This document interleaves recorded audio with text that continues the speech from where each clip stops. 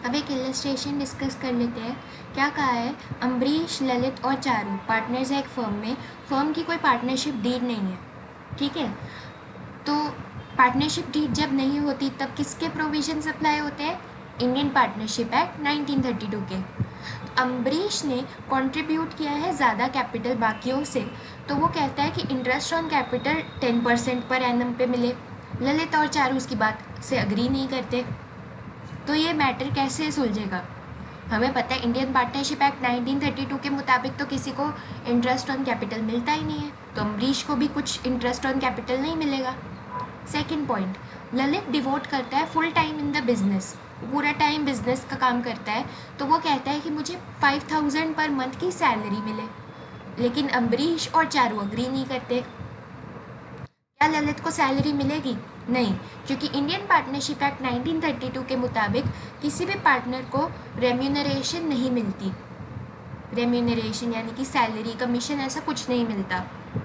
तीसरा point, Charu demand करती है कि उसने फर्म को जो लोन दिया है 50,000 का, उस पर उसको 12% पर एनम का इंटरेस्ट मिले, लेकिन नहीं मिल सकता क्योंकि इंडियन पार्टनरशिप एक्ट 1932 के मुताबिक तो 6% पर एनम के रेट पर ही इंटरेस्ट मिलता है।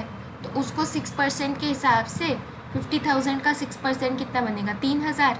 3,000 का लोन, 3,000 का इंटरेस्ट उसको मिलेगा। अब अम्बरीश ने 10,000 रुपये विड्रॉ करे हैं फर्म में से, अपनी कैपिटल में से। ललित और चारू कहते हैं कि इंटरेस्ट ऑन ड्राइंग्स चार्ज करना चाहिए 10% पर एनम पर।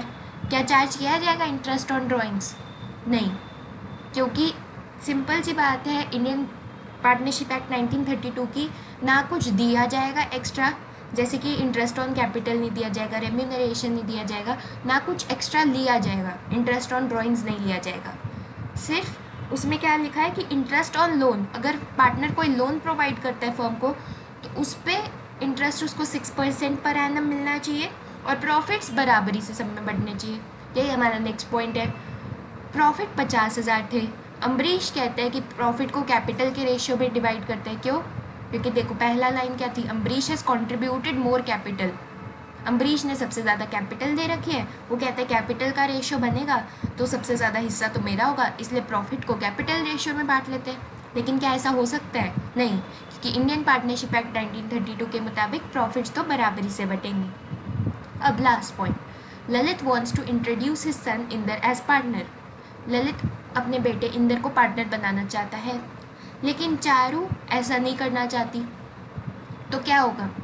हमें पता है कि इंडियन पार्टनरशिप एक्ट 1932 के मुताबिक किसी न्यू पार्टनर का एडमिशन सिर्फ तभी हो सकता है जब उससे सब पार्टनर्स अग्री करते हैं। यहाँ पर चारू तो अग्री नहीं करती, तो इंदर जो ललित का बेटा है उसको पार्टनर नहीं बनाया जा सकता।